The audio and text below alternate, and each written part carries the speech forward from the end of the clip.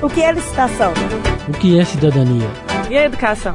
E a saúde pública? Como se organiza os transportes?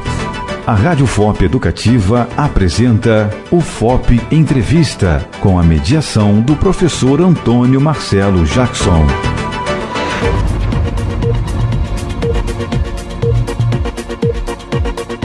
Como as descobertas astronômicas afetam o nosso cotidiano, a nossa vida diária? Como anda a astronomia do Brasil? Qual o grau das pesquisas? Para dar conta desses e de outros temas, nós temos no dia de hoje Gilson Antônio Nunes, que é graduado em Engenharia Civil, tem mestrado em Engenharia de Materiais e está fazendo doutorado na mesma área. É especialista no ensino de astronomia e também coordena o Observatório Astronômico do Museu de Ciência e Técnica da Escola de Minas. Eu sou Antônio Marcelo Jackson e nós estamos começando o nosso UFOP Entrevista de hoje. A UFOP Educativa apresenta Minuto Astronômico. Satélite artificial. São instrumentos construídos pelo homem e enviados ao espaço. Podem ocupar diversas órbitas ao entorno da Terra. Órbitas equatoriais de 24 horas para os satélites de telecomunicações, órbitas polares para uma cobertura global e inclinadas de baixa altitude para a cartografia, vigilância e espionagem.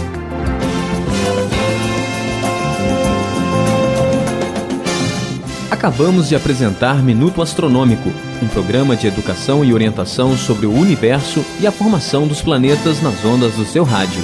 Produção, Setor de Astronomia do Museu de Ciência e Técnica da Universidade Federal de Ouro Preto. Orientação e apresentação, professor Gilson Nunes.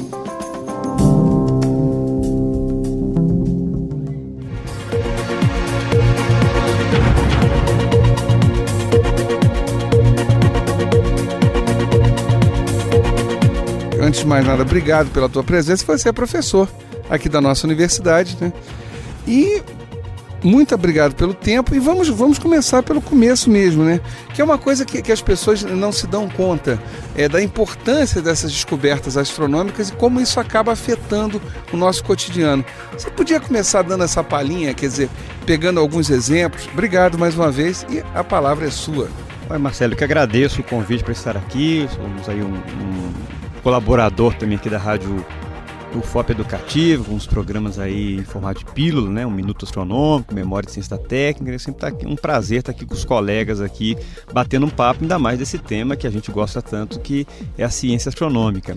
Possivelmente as pessoas vão nos ouvir por meio do rádio, sinal de rádio, ou pela internet, e muitos outros vão ouvir por um celular, né? Um sistema móvel aí. O interessante é a gente saber que não só por conta da astronomia, você como cientista político historiador vai entender o outro contexto, mas também por conta da astronomia empreendeu-se há 40, 30 anos atrás uma corrida espacial muito forte, não é isso? Uhum. Então, por exemplo, uma série de tecnologias usadas para auxiliar a astronomia em pesquisa, né, investimento muito pesado, corroborou para a miniaturização de equipamentos. Então, muitos equipamentos que até 40 anos atrás eram muito grandes, ocupavam espaço muito grande, eram muito pesados, tinham uma massa muito grande, eles foram sendo paulatinamente miniaturizados e, por conta disso, todos nós hoje podemos carregar um celular que, em termos de capacidade, velocidade de processamento, eu não sou especialista da área de computação, mas vou chutar um número aqui, é algumas milhares de vezes mais poderoso do que a nave, do que o computador que estava na nave que levou os astronautas à Lua. Então, essa decorrência tecnológica da astronomia nos afeta a todos. Agora, tem aquelas questões também, por que não dizer, filosóficas, né? Para começar, estudar a astronomia permite que a gente possa, de uma certa forma, viajar no tempo. Porque nós vamos poder observar, por exemplo, um planeta, que até é vizinho da gente aqui, o planeta Marte, e que as pesquisas aí apontam que ele já teve água na forma líquida, na fase líquida. Talvez tenha hoje, mas enfim, num passado eu acho que não há muita dúvida que ele teve água na fase líquida. E que em algum momento essa água simplesmente acabou, desapareceu da superfície do planeta. Então, se nós, por exemplo, entendermos o que aconteceu em Marte, podemos, por exemplo, antever esse movimento e, de certa forma, nos precavermos aqui para que esse mesmo fenômeno, um fenômeno parecido com esse, não aconteça aqui na Terra. E já que a água é fundamental para a existência da vida, inclusive da nossa vida. Só pegando esse gancho, é muito comum a gente recebê-lo no observatório, as pessoas conversando conosco, tirando dúvidas, e muito preocupadas, né, com esse fenômeno do aquecimento global e tudo mais, que isso vai acabar com o planeta. Então eu gostaria de tranquilizar a todos que o planeta não corre nenhum risco. Isso colocando em termos astronômicos, que o nosso planeta já tem 4,5 bilhões de anos, né? Foi criado junto com todo o sistema solar, e a previsão nossa é que o Sol dure mais esse período de tempo. Então nós temos mais ou menos uns 4 bilhões de anos pela frente. A nossa geração a vida está garantida. O né? planeta. Não, sim, mas nós que estamos nesse planeta, quer dizer, ninguém aqui vai viver mais do que 4 bilhões de anos. Exatamente. Mas agora vem o detalhe. Em termos planetários, a presença do homem na superfície do planeta Terra, desculpe a palavra forte, é irrelevante, né? É um período de tempo muito, mas muito pequeno frente aos 4,5 bilhões de anos. Então, o que efetivamente corre risco nos fenômenos aí que a gente já relatou, de aquecimento global, do destrato com a natureza, são as formas de vida presentes hoje no planeta e principalmente a nossa forma de vida. Então, nós estamos em perigo. Agora, o planeta, em termos de entidade astronômica, esse não está com a vida garantida aí por alguns bilhões de anos. Engraçado, você falou a respeito Gilson, desse desenvolvimento, pelo menos nesses últimos 40, 50 anos da astronomia, né, dos estudos relativos a isso, e você até deixou nas entrelinhas que não é só a pesquisa, e é verdade, quer dizer, quando você pensa, não só na astronomia, mas quando a gente pensar que eu não diria 100%, mas talvez 80% de todo o desenvolvimento tecnológico que o ser humano criou ao longo dos séculos tem a ver com a guerra.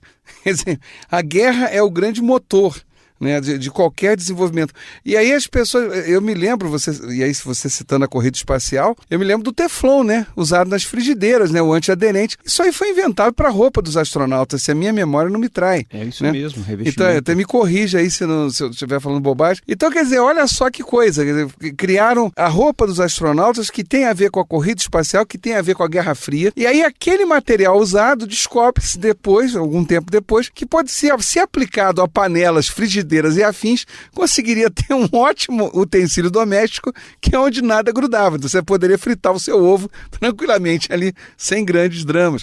É uma coisa que as pessoas não ligam, mas é a verdade. Quer dizer, acaba que essa coisa tem muita ligação com isso. E o que você lembrou aí a respeito comparando com Marte, também, eu só estou frisando aqui, para o nosso ouvinte ter mais do que clareza a respeito disso.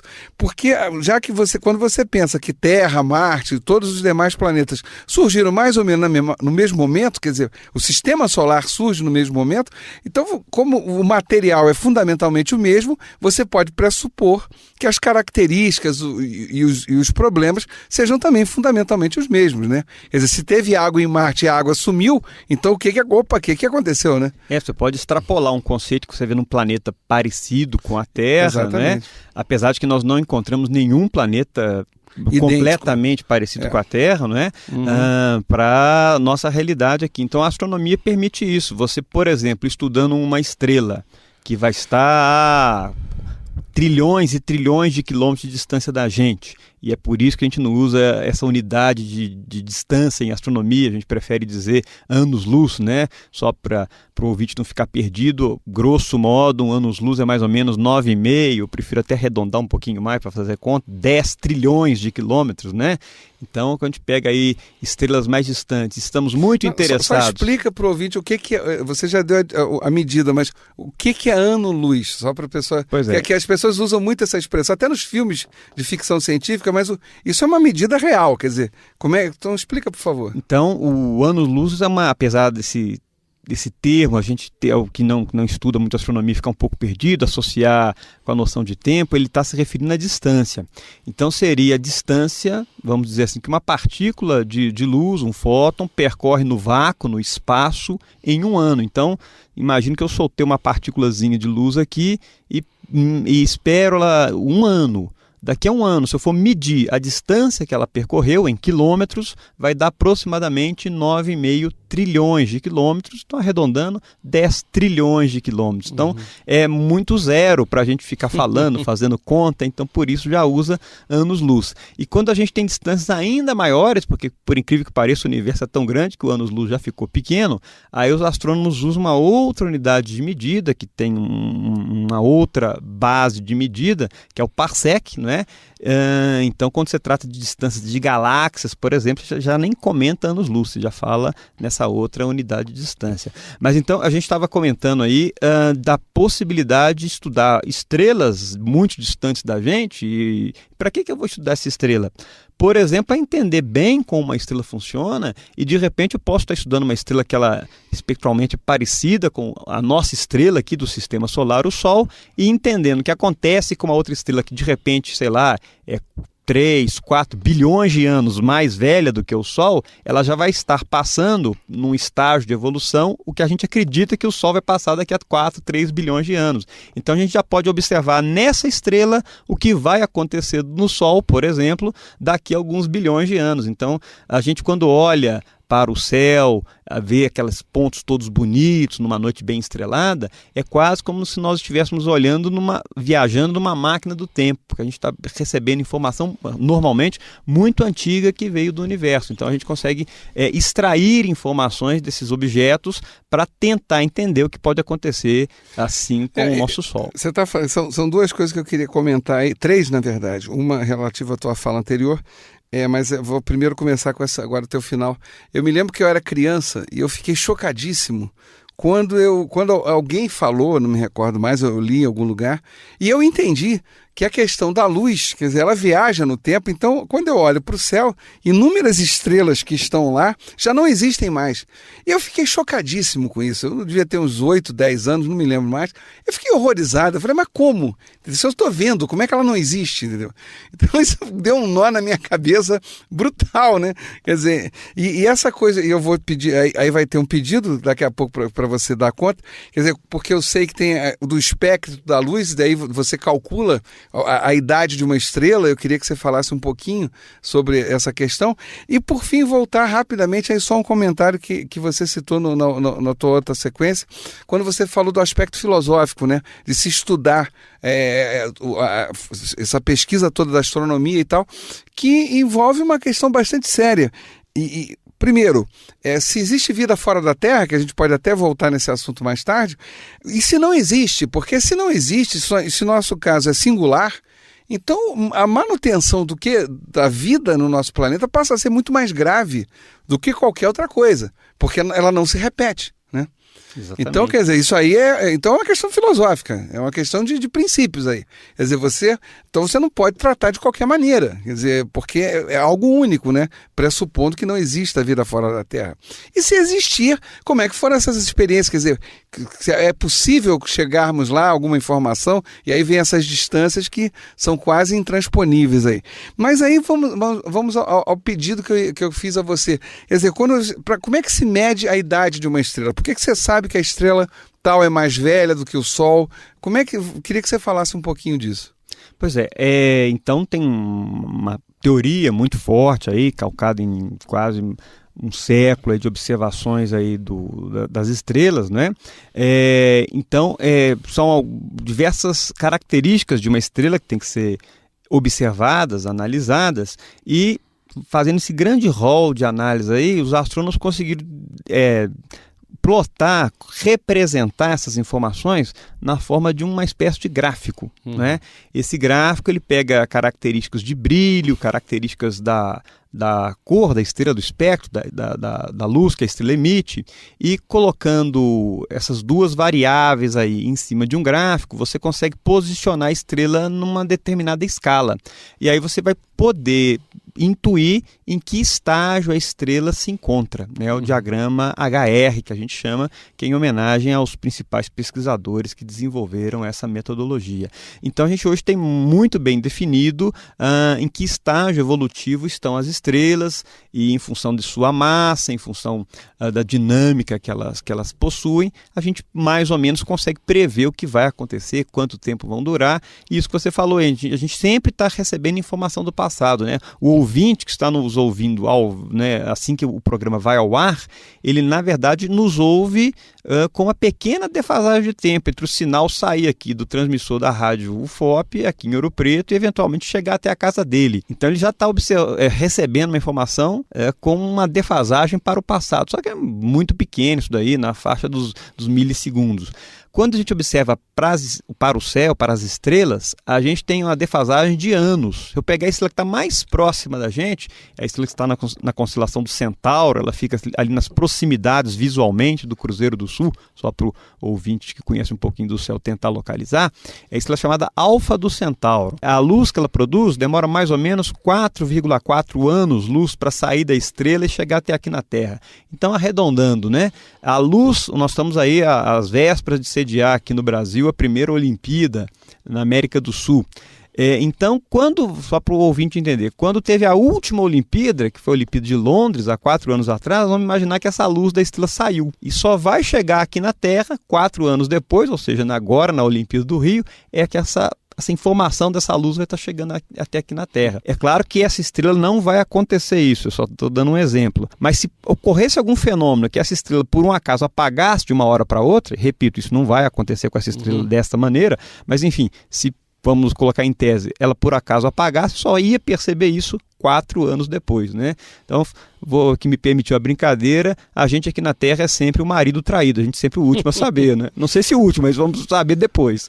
Não, porque você está falando isso, mas tudo depende. Eu me lembro de ter lido uma vez a esse respeito, mas aí pensando da forma mais radical possível, que é, por exemplo, nós estamos aqui gravando o programa, estamos um em frente ao outro, e só que como é que a gente consegue consegue visualizar o outro? Porque existe luz aqui no ambiente, essa luz chega no corpo de cada um, isso é refletido, e ainda assim você tem uma fração de milionésimos de segundo para chegar, ou seja, até mesmo no nosso caso a gente está com uma visão do passado, ainda que esse passado seja de milionésimos de segundos. Eu te ouço no passado, eu te vejo no passado. O presente talvez seja a maior ficção que o ser humano já inventou para ele próprio, né? Porque o presente na verdade não existe, né? Quer dizer, não vamos nem entrar enveredar aqui por um papo de filosofia, mas no final das contas o que a física provaria, olha, presente, desculpe, não existe. Agora, também filosoficamente, para mim particularmente foi uma informação muito importante também, assim como essa da distância entre as estrelas foi para você, para mim também essa foi importante, mas outra que e acho que a gente enxergando, entendendo isso, talvez muda o nosso dia a dia aqui enquanto cidadão, até nos relacionarmos com as pessoas, é entendermos a dimensão, por exemplo, do planeta Terra frente ao universo, né? Então, se você pega o planeta Terra, é apenas um dos, hoje, 8 planetas do Sistema Solar, já que Plutão é considerado planeta anão. Mas vamos pegar os 8 planetas clássicos, então nós somos um destes. Orbitamos em torno de uma estrela, né? Que está posicionada no centro do nosso Sistema Solar, que é o Sol, que por sua vez é apenas uma da aproximadamente 100 bilhões de estrelas que estão dentro da nossa galáxia, a Via Láctea. E que por sua vez a Via Láctea deve ser uma das 100 bilhões de galáxias que nós temos aí, que imaginamos ter aí nesse universo. Então, a partir do momento que você vai tomando dimensão dessa estrutura do universo, né, você percebe que o ser humano em cima do planeta Terra, não só em termos de tempo, mas em termos de dimensão, ele é muito pequeno, ele é desprezível e que, portanto, não há nenhum motivo para você, por exemplo, tratar o seu semelhante de uma maneira arrogante, com um desdém, como não um igual, porque em termos universais nós somos completamente, repito, a palavra é forte, desprezíveis. No entanto, colocando apenas na escala aqui do planeta Terra, nós já temos uma relevância importante, e ela é tão importante que se hoje, por um acaso, aí as superpotências se desentenderem, em fração de minutos ou horas, a nossa forma de vida, particularmente, vai estar praticamente exterminada, fruto aí de um holocausto nuclear, né? Então, vivemos essa dualidade. Sobrariam as baratas, se eu não estou enganado, e mais alguma coisa. Não, e você está falando isso, só complementando, e me corrija se eu estiver falando uma bobagem. O sistema solar ainda está na periferia da Via Láctea, quer dizer, se a gente pensar nessa relação, nessa dicotomia centro-periferia, nós somos periferia. Quer dizer. Nós atribuímos valor, né? É muito comum em qualquer cidade, mas principalmente nos grandes centros, você pergunta de onde a pessoa vem, de onde a pessoa mora, e se ela mora num bairro de elite, né? Aí você atribui um determinado valor. Se ela já mora na periferia, infelizmente as pessoas às vezes atribuem outro valor, né? Na minha opinião, um conceito completamente estapafúrdio. Mas para essas pessoas que se julgam melhores por morar, né, numa região central, na zona sul das grandes, pelo menos aqui em Belo Horizonte assim, no Rio de Janeiro também, são os bairros de elite, né, ou no caso de Ouro Preto, que vai ser do centro da cidade, a má notícia para todo mundo é que, em termos galácticos, né, nós estamos na periferia. Se você for imaginar que a nossa galáxia tem 100 mil anos-luz de diâmetro, ou seja, a luz para sair de uma ponta da galáxia e chegar na outra ponta da galáxia vai demorar 100 mil anos, o centro, então, vai estar a 50 mil anos, perfeito? Ocorre que o sistema solar está a 30 mil anos-luz do centro. Então, todos nós moramos mais para a periferia do que no centro da galáxia. Então, em termos galácticos, todo mundo aqui está na periferia, mais um bom motivo para ninguém ser arrogante com ninguém, né? Tratar todo mundo semelhante com o mínimo de cordialidade e educação. E aproveitando nossa periferia, a gente chega no final do primeiro bloco, ainda tem muito mais coisa para conversar. A gente está conversando aqui com o Gilson Antônio Nunes, graduado em engenharia e especialista no ensino de astronomia, professor aqui da Universidade Federal de Ouro Preto. Lembrando que o nosso programa tem a produção do Danilo Nonato e Gabriela Pinheiro e a apresentação e idealização é minha, Antônio Marcelo Jackson. A gente volta rapidinho, 1 minuto só. Um grande abraço.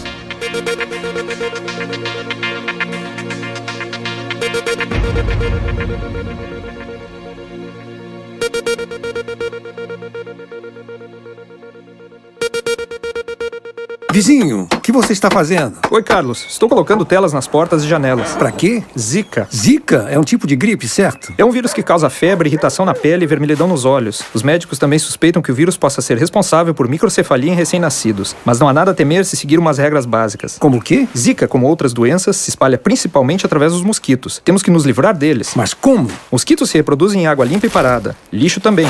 Então a gente tem que esvaziar, limpar e cobrir todos os vasos com água semanalmente. Mas e os vasos que não podem ser removidos ou limpos? Você pode cobri-los com areia. Ah, e o meu filho pode brincar do lado de fora? Sim, mas ele tem que vestir mangas compridas, calças e passar repelente, especialmente durante o pôr do sol e anoitecer, quando os mosquitos estão mais ativos. Farei isso. Obrigado, Paulo. De nada. Oi, Carlos, o que foi? Oi, Ana. Estou limpando para prevenir contra mosquitos. Contra a Zika? Isso mesmo. Nós temos que fazer nossa parte para acabar com a Zika. Limpe, cubra e mantenha limpo. Uma mensagem da Federação Internacional das Sociedades da Cruz Vermelha e do Crescente Vermelho e Unesco.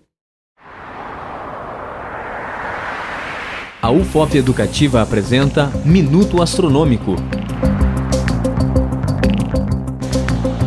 Albert Einstein, físico alemão, que entre 1905 e 1916 desenvolveu a teoria da relatividade, que proporcionou um ponto de vista radicalmente novo sobre o espaço, o tempo e a gravitação. Propôs pela primeira vez a equivalência entre massa e energia. A teoria veio a afetar profundamente as áreas da astronomia e da física. Em 1933, Einstein fugiu da Europa para os Estados Unidos, onde permaneceu trabalhando até o fim da vida.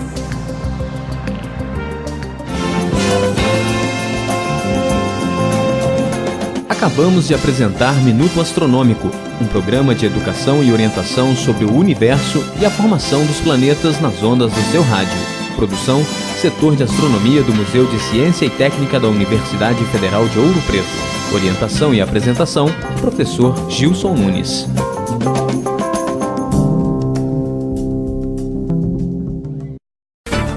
O que é licitação?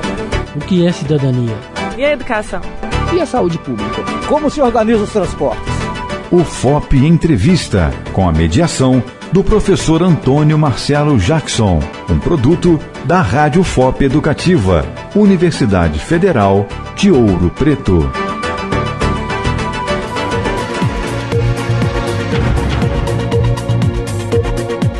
Estamos de volta com o nosso UFOP Entrevista de hoje com Gilson Antônio Nunes, professor aqui da Universidade Federal de Ouro Preto, coordenador do Observatório Astronômico do Museu de Ciência e Técnica da Escola de Minas, além de ser graduado em Engenharia de Civil, fez o mestrado em Engenharia de Materiais e também está fazendo nesse momento doutorado na mesma área. Ô Gilson, olha só, a gente falou coisa beça no primeiro bloco a respeito da astronomia em linhas gerais, e aí eu queria voltar agora para o teu trabalho ali na coordenação do observatório. O que tem lá? Como é que pesquisas são desenvolvidas lá? Que divulgação, que trabalho de divulgação é esse que você faz? Eu queria tratar sobre isso. Vamos lá, novamente a palavra é sua. Perfeito, Marcela, só fazer um paralelo. É muito comum as pessoas terem não sou vendedor de celular, hein, mas vou usar esse argumento de novo para desenvolver a ideia. É muito comum as pessoas terem um aparelho de celular portátil. Hoje quase todos eles têm um GPS, né? Que você aperta um sinal, basicamente é feita uma troca, uma triangulação de sinal entre pelo menos outros 3 satélites e retorna a informação para você, dando ali as suas coordenadas geográficas. Isso pode ser transformado em outra informação, em cima de um mapa, de uma localização, alguma coisa assim. Importante dizer que quem desenvolveu esse sistema, ou quem opera o sistema convencional no mundo hoje, é o Pentágono, o poderoso Pentágono, o Ministério da Defesa americano. Então, para nós, usuários comuns, existe sempre um erro embutido nesse GPS aí, para evitar que a gente, por algum motivo, acople isso em algum míssil, alguma bomba e procure fazer um atentado terrorista. Essa eu realmente não sabia, velho. Vamos voltar à fita. Explica de novo, quer dizer que o GPS nosso, na verdade, não está indicando com precisão. Ele tem a precisão de metros, de erro de metros, não é? Não chega a ser algo. Nós estamos falando de quilômetros, não. Se né? A gente quer ir para Belo Horizonte, vai parar em Diamantina. Não chega a tanto. São metros. Mas, em algumas situações, quando normalmente os Estados Unidos entram em algum conflito bélico, esse erro pode ser aumentado. Né? Isso eu não sabia. Tem uma série de informações aí que, inclusive, outros planetas, outros países, né? Trabalhar com astronomia tem esses problemas. Outros países procuram montar sistemas alternativos. Os russos estão tentando montar um sistema próprio russo, o europeu também está tentando montar um sistema independente para não ficarem aí atrelados apenas ao sistema americano. Interessante. Mas por que eu estou falando isso? É porque imagine você um engenheiro formado aqui na Escola de Minas da Universidade Federal de Ouro Preto. A nossa Escola de Minas, ela vai fazer este ano, né? Aí por volta vai fazer a continha rápida, 140 anos esse ano. Então imagina um engenheiro que começou a estudar aqui em Ouro Preto há 140 anos atrás, e ele vai querer descobrir uma mina, não sei, de ouro. Vai no campo aí no Brasil afora e encontra lá uma jazida de ouro. Só que ele está muito distante de um grande centro, imagina isso no século passado, e ele quer voltar, não vai poder fazer exploração naquele momento, ele vai ter que reunir equipe, contratar gente, adquirir equipamentos, para depois voltar e poder fazer exploração do ouro que ele encontrou lá. Então ele vai ter que saber com precisão onde ele tem que voltar. Ele não pode, de repente, fazer como os bandeirantes fizeram quando descobriram Ouro Preto há 300 anos atrás, ali perto do Pico do Itacolomi, aquela coisa toda, né? Ele vai querer fazer isso com mais precisão. Então ele aprendia no curso de engenharia a observar estrelas com as coordenadas conhecidas, fazer uma série de cálculos matemáticos e, a partir da observação dessas estrelas, achar a longitude e a latitude que ele se encontrava. Então, a partir da observação dos astros, ele determinava suas coordenadas geográficas. Essa é a origem do Observatório Astronômico da Escola de Minas, que, diferentemente do que aconteceria hoje, ele está vinculado ainda a uma escola de engenharia. Claro que esse conhecimento hoje não faz mais sentido, porque a gente já tem o GPS que vai dar essa informação aí, sem a necessidade das observações astronômicas, nem do cálculo matemático. Mas então foi construído um observatório com o que havia de melhor à época e sempre para fazer o ensino. Esse observatório ele oferecia essa disciplina de astronomia geodésica até a década de 70. As pesquisas que eu fiz indicaram que a última turma foi em 1977, 78. E a partir de então, o que seria feito com esse patrimônio científico?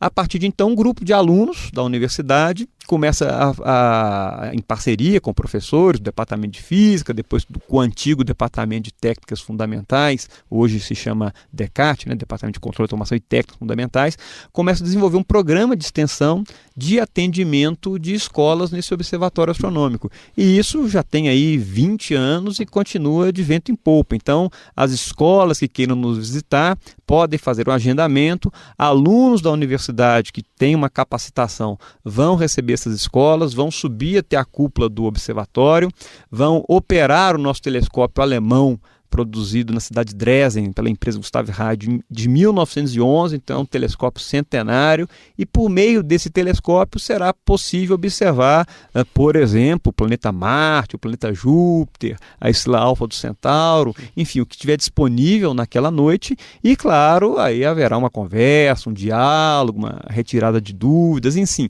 é um serviço de apoio ao que um professor vá trabalhar na área de ciências na sala de aula. Então continua havendo esse trabalho, e para quem tem interesse de conhecer esse observatório, fazer as observações possíveis na noite, durante o semestre letivo ele atende o público aos sábados. A gente aprova continuamente projetos de extensão na nossa Pró-Reitoria de Extensão, são liberadas bolsas para esses alunos, e aos sábados, tirando feriados prolongados, vamos dizer assim, sábados comuns, das 20 às 22 horas o observatório está aberto ao público. E junto com o observatório vai estar disponibilizado toda a coleção na área de astronomia, topografia e desenho da Escola de Minas, né? Então integram as exposições dessas 3 áreas de conhecimento do Museu de Ciência e Técnica. Então, esse é um trabalho que a gente tem feito aí, os nossos alunos particularmente têm feito há muito tempo aqui no observatório. Bom, bacana isso. E o que mais? Quer dizer, que eu me lembro que fora do ar a gente estava conversando de outras coisas, a respeito de objetos do espaço, e quer dizer, queria que você tratasse um pouco disso também. Só para completar, Marcelo, um outro serviço que a gente também oferece, nós temos um planetário inflável, ou seja, uma cúpula de mais ou menos 5 metros de diâmetro, uma semisfera inflada com um grande ventilador, e no interior daquela cúpula, por exemplo, hoje nós estamos gravando esse programa de manhã, então se nós entrássemos dentro dessa cúpula agora pela manhã e eu ligasse os aparelhos, seria possível simular a noite de hoje, projetar nessa cúpula à noite, e nós conversaríamos sobre as estrelas, os planetas, as constelações. Então, outro serviço que a gente também oferece, a gente vai até as escolas. Isso que eu ia perguntar. Para fazer esse atendimento. As escolas agendam conosco, a gente vai até as escolas e faz esse atendimento. Quer dizer, então, a direção da escola liga para o observatório, é feito lá uma agenda, vê se a disponibilidade. Exatamente. Eu vou até passar o número, se você me permitir. Não, à vontade, por favor. O telefone lá da Secretaria do Museu de Ciência e Técnica, é o 31, nosso DDD, o 3559-3118, repetindo, 31 3559 3118, ou pode passar um e-mail, né, o museu@ufop.br, museu@ufop.br. Então é o que a gente basicamente oferece de ações de extensão na área educativa. Para este ano de 2016, nós estamos aí iniciando um outro trabalho junto com o professor Almir do DEARC, Departamento de Arquitetura, ele ministra as disciplinas de topografia aqui na Escola de Minas, para observação do Sol. Então nós vamos observar o Sol com o público, né? De forma segura, sem ninguém ficar cego naturalmente. Nós vamos apontar o telescópio para o Sol, um sistema de projeção que nós temos. Então será possível projetar a superfície do Sol e todo mundo vai ter a oportunidade de conhecer as manchas solares, que são regiões onde tem um campo de concentração tão elevado que impede a saída de material. Então, vamos dizer, na superfície do Sol, que ninguém deve observar diretamente, né? É perigoso, ficar namorando o Sol pode trazer dano à nossa visão, e muito menos observar com equipamento astronômico, binóculos, telescópios, e mesmo com óculos escuros, porque nós vamos estar abrindo nossa pupila e vamos receber de forma inadequada muita radiação ultravioleta, então não é seguro observar o Sol com essas técnicas primárias, mas enfim, lá no telescópio, com toda a segurança, nós vamos poder detectar que o Sol possui manchas na superfície, e quanto mais manchas tem o Sol, mais ativo ele está. Em alguns picos de atividade, ele pode até interferir nas comunicações aqui na Terra, nas trocas de sinais entre satélites, nas comunicações de telefonia celular e tudo mais. Então é um estudo que é feito continuamente e, vamos dizer assim, o público geral poderá observar isso no nosso telescópio. Isso acontece porque são transmissões de energia, né? Porque evidentemente não é pelo calor, né? Não. São outras formas de radiação, né? E o Sol, vamos dizer assim, vou colocar uma linguagem que bem sensível, né? Não é exatamente o que acontece, mas vamos dizer assim, o Sol dá umas explosões de ondas eletromagnéticas e às vezes a Terra pode estar na direção dessa explosão, né? E a Terra pode ser atingida em cheio por essas ondas eletromagnéticas e ocorrer aí esse cataclisma nas nossas comunicações aí, e quando o Sol tem muita atividade, isso pode vir a acontecer. Então as pessoas poderão observar o nosso Sol com essa segurança, a parte que não tem manchas, a temperatura fica por volta de 6.000 graus, já onde tem manchas, já dá para esquentar um café, né? A parte que tem manchas tem por volta de 4.500 graus, mas é muito frio, comparativamente ao centro do Sol, onde a temperatura deve estar por volta de 15 milhões de graus. Dá para passar, né? O café, com certeza. Aí o café vai ficar bem gostoso, né? Com certeza. Agora vamos lá, voltando ao meu pedido. Não, de forma alguma. Porque não apenas as radiações chegam na Terra, mas também outros objetos. São os meteoritos, meteoros. Queria que você falasse um pouco disso. Pois é, então... Também é uma coisa que me fascina desde criança, né? Acho que muitas pessoas, quando vão observar o céu, e a gente, infelizmente, nós seres humanos somos muito bons para poluir o nosso planeta, então tem uma modalidade de poluição que talvez as pessoas não conheçam, chamada poluição luminosa. É a iluminação notadamente pública, que ao invés da luz ir apenas para onde tem que ir, que é para o plano de trabalho, ou seja, para o chão, para a rua, para iluminar os pedestres, os carros à noite, por uma série de motivos, mas um projeto inadequado, um desconhecimento do projetista sobre a poluição luminosa, a luminária acaba vazando luz para o céu, termo que a gente usa científico mesmo, vazando luz para o espaço. E aqui em Ouro Preto a gente inclusive já mediu esses quantitativos aí, significativa quantidade de energia que a gente literalmente perde. Aqui em Ouro Preto já? Eu digo qualquer cidade, mas a gente fez um estudo de caso aqui na cidade de Ouro Preto, né? Então também acontece aqui na nossa cidade.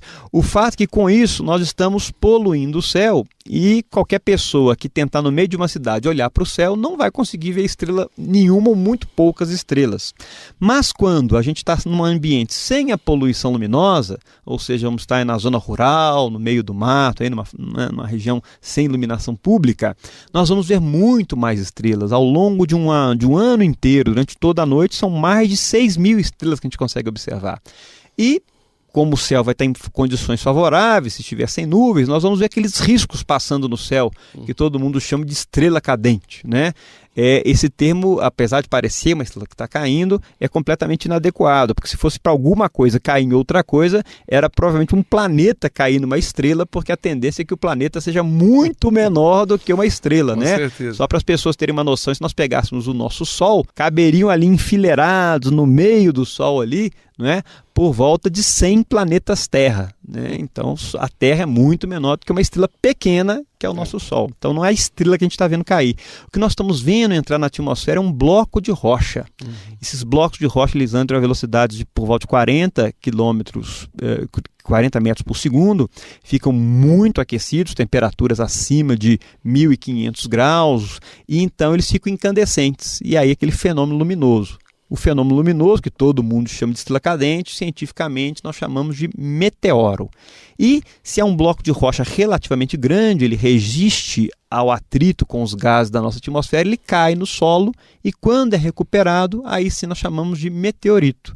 Então quem visita o nosso museu, tanto na parte de dia, lá no setor de mineralogia, como lá no setor de astronomia, vai poder ver um pouco da nossa coleção de meteoritos, e aí nós vamos ter os 3 tipos básicos de meteoritos. Meteoritos rochosos, que são aqueles que estiveram algum dia na superfície de planetas, os meteoritos rochosos metálicos, que eles estariam o equivalente na região do manto terrestre aqui, e os meteoritos chamados simplesmente de metálicos, são aqueles que algum dia estiveram no núcleo de um planeta.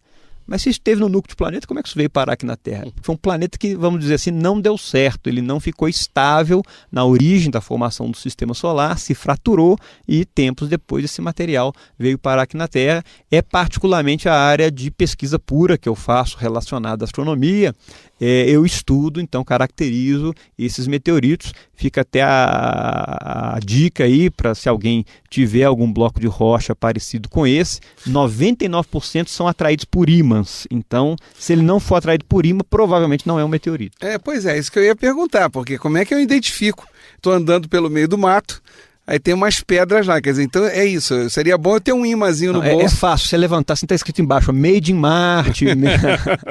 Não, quer dizer, seria a questão do imã mesmo. Exatamente, Marcelo, tirando a brincadeira aí, eu sou bem brincalhão, manter o espírito da conversa, mas primeiro, provavelmente, esse bloco de rocha vai ser diferente dos demais blocos de rocha, da região que você estiver andando. Segundo, ele provavelmente vai, por ter passado pela atmosfera a temperaturas muito elevadas, ele vai ter uma região enegrecida, uma crosta enegrecida, que a gente chama de crosta de fusão, resultado da fusão pelo qual ele foi submetido.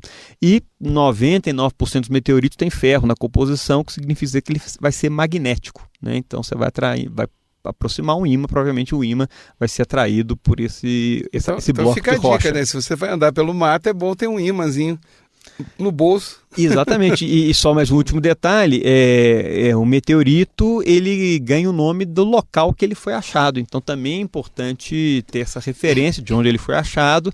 Então, por exemplo, nós não temos nenhum meteorito Ouro Preto, né? O meteorito mais próximo aqui da nossa região aqui caiu na cidade de Tutinga, que está a cerca de uns 250 quilômetros aqui de Ouro Preto, próximo entre São João del Rei e Lavras, por ali. Mas quem quiser conhecer esses meteoritos, pode ir lá no nosso museu, e só para terminar a conversa sobre meteoritos, nós temos 2 meteoritos ali bem diferentes. Um que veio de Marte e outro que veio da Lua. Nós temos rochas aqui na Terra que os astronautas americanos, quando foram à Lua, recolheram, acho que voltaram com por volta de 300 quilos de rocha, e muitas pessoas não sabem, os russos também mandaram sondas para a Lua para coletar um pouco de rocha, de gramas, né? Então nós temos essas rochas lunares que nós coletamos. Porém, existem as rochas lunares que vêm aqui naturalmente. Bate um outro meteorito lá na Lua, o impacto libera material para o espaço, passam-se anos e anos, esse material pode vir aqui parar na Terra. Então nós temos um meteorito que veio da Lua e um meteorito que veio de Marte, uma pequena amostra lá em exposição no museu. Não, você falou que terminar, não, eu sou absurdamente curioso com esse assunto, porque, e também é outra coisa que novamente apavora meus pesadelos, alimenta meus pesadelos, melhor dizendo, desde a infância, porque todos os dias caem, né, toneladas. Isso aí é uma coisa absurda e tal. Só que para a felicidade geral da nação, não é toda hora que vem um mais grandinho, né, uma pedra maior e tal, como aconteceu há meses atrás na Rússia, né, que gerou um pequeno estrago ali e assusta, né, porque já há muito tempo não se tinha notícia, né, em áreas urbanas. E além dessas falhas que a gente encontra na superfície da Terra, que foram impactos de meteoros, né? Quer dizer, isso também é por hora, então também isso é uma coisa que me preocupa. Às vezes eu leio no jornal, um fragmento qualquer cruzou entre a Terra e a Lua. Quer dizer, isso aí em termos astronômicos é tirar uma casquinha da Terra. Fica preocupado. Na verdade, as distâncias astronômicas são muito grandes, né? A Lua está a mais ou menos 380 mil quilômetros de diâmetro da Terra. Desculpe, 1000 quilômetros. Vou começar, muito número. 380 mil quilômetros de distância da Terra, né? Então é muito comum, vai passar um asteroide raspando a Terra, né? Cerca de aí a distância da Terra à Lua. Na prática isso passou, foi longe, né? Mas em termos astronômicos é uma distância pequena. E por isso que é importante a gente estudar a ciência, estudar o nosso planeta, o nosso universo, porque o que aconteceu no passado é possível que ocorra no futuro. Então, quando os geólogos estudam o nosso planeta e detectam aí as crateras de impacto, essas grandes depressões originadas por grandes impactos de blocos de rocha que vieram do espaço, é possível detectar e correlacionando isso com a vida na Terra, é possível perceber que muitas espécies foram extintas por fenômenos como esses. O mais conhecido é a extinção dos dinossauros, né? E provavelmente não foi apenas o impacto. Claro que o impacto, os dinossauros que estavam naquela região foram imediatamente afetados, mas possivelmente a quantidade de poeira, a ativação da rede de cadeias vulcânicas, enfim, todo esse sistema funcionando de maneira mais acelerada, liberou muita partícula para a atmosfera, que dificultou a entrada da luz do Sol, da radiação solar, houve um esfriamento muito rápido do planeta e a cadeia alimentar desses animais foi seriamente comprometida, e isso sim possivelmente levou ao fim dessa e de outras espécies, que foi muito bom para nós mamíferos, né? Sim, sem permitiu dúvida. o nosso desenvolvimento. Mas se isso aconteceu no passado, e você vai pegando a história da Terra, você vai vendo que essas extinções de massa são cíclicas, isso deve acontecer no futuro. A gente trabalha que a Terra vai tomar um outro grande impacto, né? Eu vou usar uma palavra aqui bem popular, vamos tomar uma outra grande cacetada no horizonte de 100 milhões de anos desde a última. Então nós temos aí uma sobrevida em termos matemáticos médios, né, por volta de 40 milhões de anos. Mas isso pode acontecer ou antes ou depois, né? Então por isso também existe uma série de estudos da detecção das órbitas desses asteroides. Esses asteroides que passam próximos da Terra. A boa notícia é que por volta de 90% a 95% desses asteroides têm a órbita conhecida e nenhum deles está em rota de colisão com a Terra. A má notícia é que ainda tem mais de 5% que a gente tem que estudar, não é? E continuar estudando. O problema são esses 5%. Desses aí nós não sabemos o que vai acontecer. E uma outra notícia não tão boa é que essas órbitas são perturbadas por outros objetos do sistema solar e podem ser com a relativa facilidade alteradas. Então a gente tem que fazer mesmo um monitoramento contínuo para estudar. Pelo menos já sabemos aonde estudar, não é? Já é uma evolução, os dinossauros não sabiam o que estava acontecendo. Quando fala-se do impacto do asteroide, tá bom, então caiu na cabeça de um dinossauro. Eu não tenho dúvida que esse que estava ali embaixo morreu. Agora é a quantidade de poeira que sobe e que aí dificulta ao máximo a entrada de raios solares, aí gera todo o efeito cascata. E as pessoas acham que isso é uma coisa... isso é uma bobagem, isso é uma coisa... eu me lembro que eu li uma vez, foi quando aquele vulcão famoso lá da Indonésia, o Krakatoa, né, entrou em erupção, isso no fins do século XIX, alguma coisa assim. A poeira que ele jogou na atmosfera fez a temperatura no planeta cair acho que 1 ou 2 graus. Alguma coisa assim, do gênero. Tá? E por outra vez eu me lembro também num curso que eu fiz de arqueologia e tal, quando eu ainda fazia graduação em História, eu me recordo que aí que entramos na discussão sobre glaciações, né? E eu me recordo também, foi outro impacto na minha cabeça, aí já na minha fase adulta. Quando o professor falou, não, as pessoas acham que glaciação é o planeta congelando e tal. Não, é uma diferença de 6 a 8 graus na temperatura. Então o verão ouro-pretano que chega a 30 graus, chegaria a 22 ou 24 graus. O Rio de Janeiro, com seus 50 graus à sombra, chegaria a 42. Isso seria uma glaciação. Só que o resultado dessa brincadeira é que os oceanos iam recuar de forma absurda e toda a vida na Terra seria transformada. Então, quer dizer, na hora que você joga muita poeira na atmosfera, essas alterações são mínimas, mas o impacto é catastrófico, né? Exatamente. Então, e aí voltamos à tua fala, por isso é importantíssimo ficarmos estudando. É o que eu ia comentar, esse fenômeno pode acontecer de uma forma natural apenas aqui na Terra, principalmente aí, se você imagina uma ativação de vários vulcões, isso pode acontecer. Claro que eu estou extrapolando aqui, né? Mas nós seres humanos podemos vir a fazer isso continuamente poluindo o planeta num ritmo muito acelerado. Sim. Ou por meio de um conflito nuclear também pode se levantar.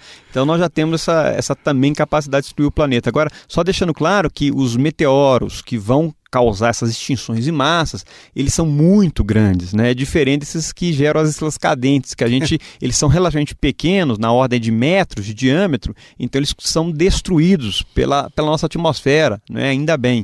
Esses que têm potencial para causar essas grandes extinções, eles têm na ordem aí de vários e vários quilômetros. Então eles são tão grandes que a nossa atmosfera não conseguiria freá-los, e aí sim o impacto seria tão brutal que ocasionaria todos esses fenômenos aí. E escuta, hoje em termos de proximidade ao Ouro Preto, tem alguma área de impacto de meteoro, alguma cratera de impacto? Qual seria mais próximo? Você saberia de cabeça? Olha, eu realmente não estudo essa área, que na universidade a gente tem até no departamento de geologia professor que trabalha mais diretamente com isso, mas no Brasil aí eu diria que nós temos uma ordem de grandeza de, sei lá, de uma dezena de crateras de impacto, não são tantos assim. Eu sei que no Centro-Oeste tem, né? Mas uma curiosa que eu vou, você perguntou em distância, exatamente, no Centro-Oeste tem a região de Araguarinha, né? Mas você perguntou em termos de distância, possivelmente o que estava mais próximo da gente vai estar lá na região de São Paulo, acho que até na região urbana de São Paulo, chama cratera de Colônia, E ela foi urbanizada, uma parte dela. Então tem um conjunto de pessoas que moram numa depressão ocasionada por impacto astronômico aí de um objeto que veio do espaço. Olha, né? Interessante isso. Essa área foi ocupada, cratera de Colônia, lá na cidade mesmo de São Paulo capital.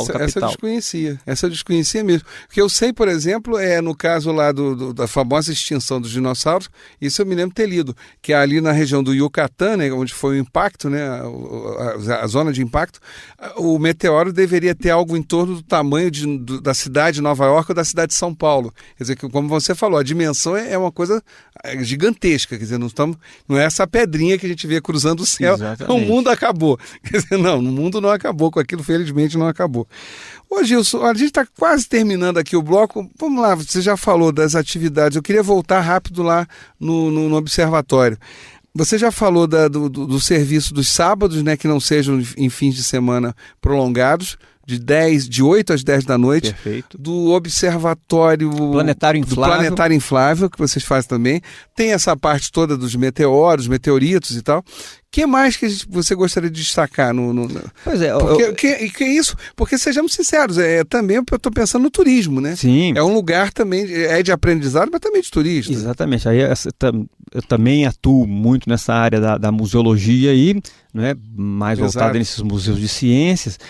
Então nós temos aqui em Ouro Preto um conjunto de museus, são 13 museus, 2 são de ciência, que é o Museu da Escola de Farmácia, que aborda as ciências farmacêuticas, e o Museu de Ciência e Técnica da Escola de Minas, que tem uma grande coleção em várias áreas do conhecimento que foram usados no ensino de engenharia.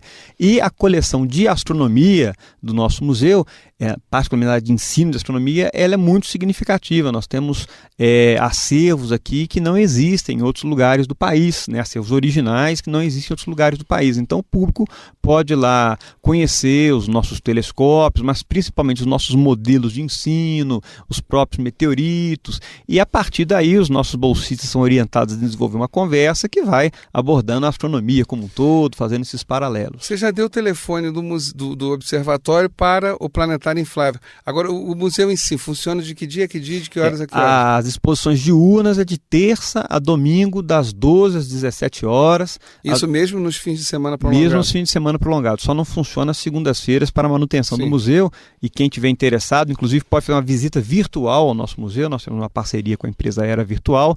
Pode entrar no site que eu vou dizer aqui, é o www.museu.ufop.br, repetindo, www.museu.ufop.br, e as informações vão estar ali disponibilizadas. O site está um pouquinho velho, já está precisando de ser renovado. Acho que nos próximos anos aí nós vamos fazer essa iniciativa.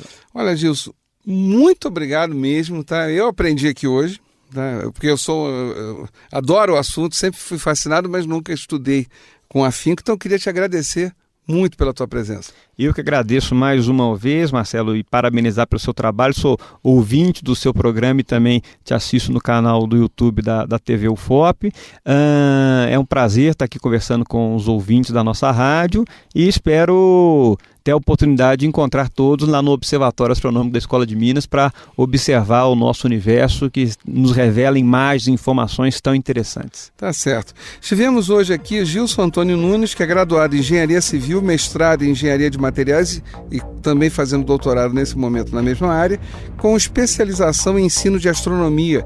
Ele é coordenador do Observatório Astronômico do Museu de Ciência e Técnica da Escola de Minas, professor aqui na Universidade Federal de Ouro Preto. Lembrando que a nossa produção do programa é do Danilo Nonato e da Gabriela Pinheiro, apresentação e idealização minha, Antônio Marcelo Jackson. Até um próximo UFOP Entrevista, um grande abraço a todos e uma ótima semana.